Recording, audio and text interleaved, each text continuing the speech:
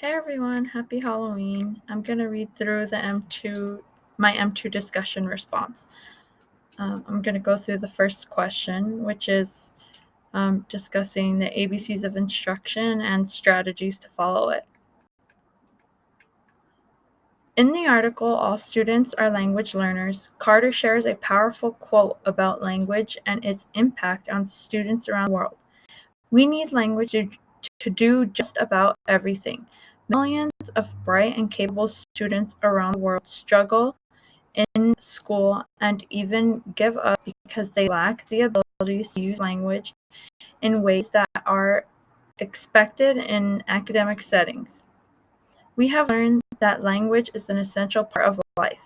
Developing proper and age-appropriate language skills is crucial for students to achieve academically and ultimately be successful in life. Teachers have a lot on their plate with meeting subject matter content standards. However, teachers need to also focus on helping all students, including ELLs, meet appropriate language skills. It is expected through the California Teaching Performance Expectations, TPE, that teachers help all students access the curriculum.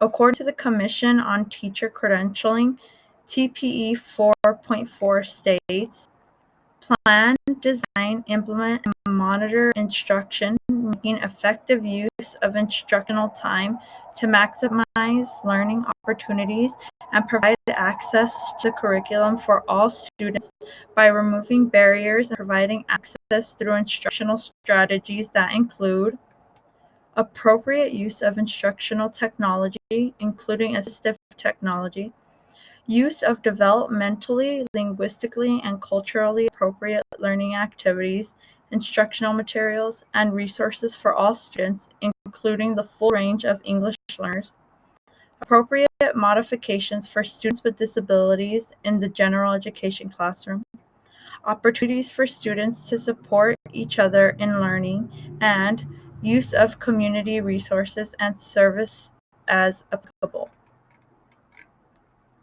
ABCs of instruction for ELL. Pilgreen refers to the ABCs of instruction as basic elements towards making content area text comprehensible. The author explains that the basic elements include lowering the affective filter, A, activating/building background knowledge, B, and providing linguistic and non-linguistic conceptualization, C. These elements are referred to as powerful due to the much higher probability of comprehending and retaining content that needs to be known.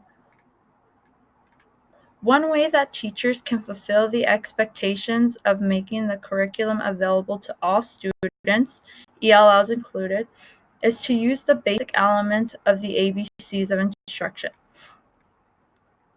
Teachers can lower the affective filter through teaching students that mistakes are opportunities to learn. There is very much risk-taking when students are learning a language aside from their native language. If students are not provided with an environment where they feel safe to make mistakes, they are less likely to take risks. Instead of feeling humiliation when failing, students should be given the opportunity to feel empowered by the opportunity to learn from their mistakes in a safe environment. In Positive Discipline in the Classroom, the authors explain when the whole class really understands that they can learn by making mistakes, individual students will not mind being accountable for their own. They'll see it as an opportunity to get viable help from their classmates. They'll actually learn to be proud to take responsibility for what they've done, even if it was a mistake, because they know it doesn't mean they're bad or will get in trouble. In addition to creating a safe place for all students, including ALs, creating an environment like so aligns with Krashen's affective filter hypothesis, which addresses social emotional variables that are related to second language acquisition.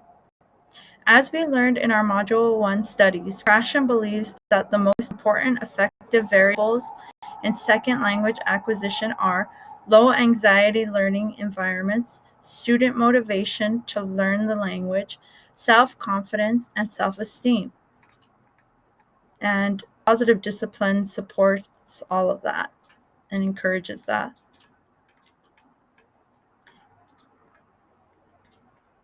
Pilgreen describes background knowledge as an individual's mental filing system that has two functions. One, access to retrieve knowledge that is already existent, and two, a file for new information. Background knowledge, or schema, is crucial for student learning because a reader will not comprehend what is read unless they are able to connect the information to what they already know through previous experiences. It is the teacher's responsibility to activate the knowledge that is already known so that students can easily make connections. However, if students lack knowledge on an upcoming subject or topic, it is the teacher's responsibility to help students develop proper background knowledge. One way that teachers can ensure students gain proper background knowledge is through pre-teaching. Pre-teaching results in higher levels of student understanding and longer retention of information. Lastly, in the ABCs of instruction is contextualization, linguistic and non-linguistic. Linguistic contextualization is stored as language and refers to the use of language clues that support students who are struggling with content. Non-linguistic contextualization is stored as mental images or physical sensations. Teachers can help students construct meaning of content and skills being learned through using contextualization strategies. Helping students do so will allow students to better recall information at a later time. And based off of the information that Pilgreen gives of the ABC strategies, I created a map. First, I list the activated filter strategies, offering a supportive environment where students feel comfortable making mistakes. Implementing positive discipline supports that. Group or collaborative work, giving students the opportunity to plan how they will participate in class activities, and modeling correct grammatical structures. Some strategies for background knowledge: read an easier text on the same subject matter, utilizing video, viewing illustrations of related topic, utilizing alternate forms of text that include illustration, such as graphic novels, and listening to a mini lecture prior to reading.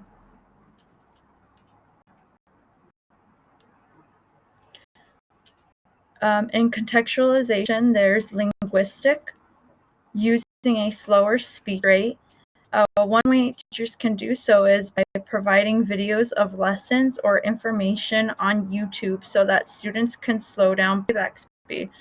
On YouTube, there is a function where you can slow down or speed up the playback speed, which can be really helpful for students. Another thing that could be used to slow down the speech rate when reading text is using text to speech. Those websites or apps include allowing the reader to lower or quicken the video. Some other linguistic strategies include enunciating clearly, providing synonyms and antonyms, avoiding unfamiliar idioms, and using cognates when possible. Some non-linguistic strategies: using realia, simulations of real objects, providing manipulatives such as experiments, models, technical support, including visuals and graphics, maps, charts, diagrams, organizers, such as this one here, and incorporating gestures and attending to tone and voice during lessons. On to question 2, which is discussing ELD and SDAIE.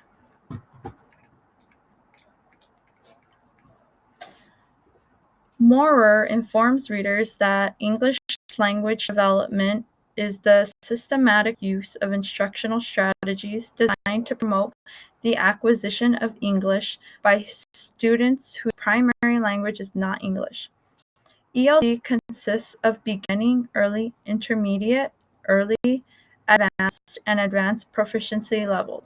Students should be instructed based off of their proficiency levels in listening, speaking, reading, and writing, the 4 domains of ELD. Furthermore, there are 4 skill areas that ELD focuses on. First is function, second, form, third, fluency, and fourth, vocabulary.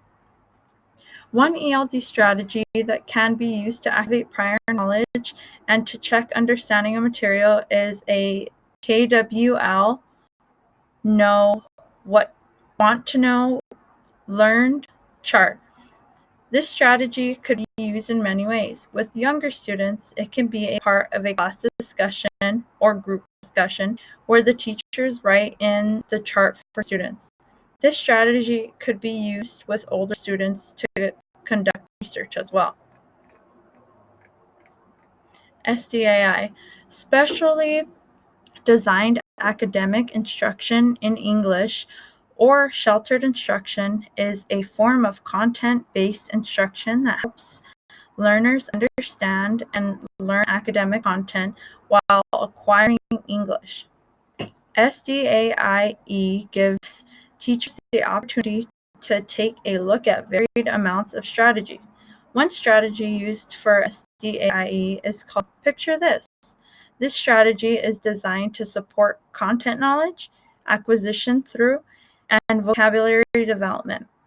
Through this strategy, students are required to tap into background knowledge, provide non-linguistic representation, and interact in discussion. And to conclude, here are my 2 questions. The first is, has anyone ever created any SDAIE strategies? And my second question is, does anyone have any advice, suggestions, or insight for using SDAIE or ELD strategies in the classroom? All right, I hope everyone's having a great week. I look forward to your responses.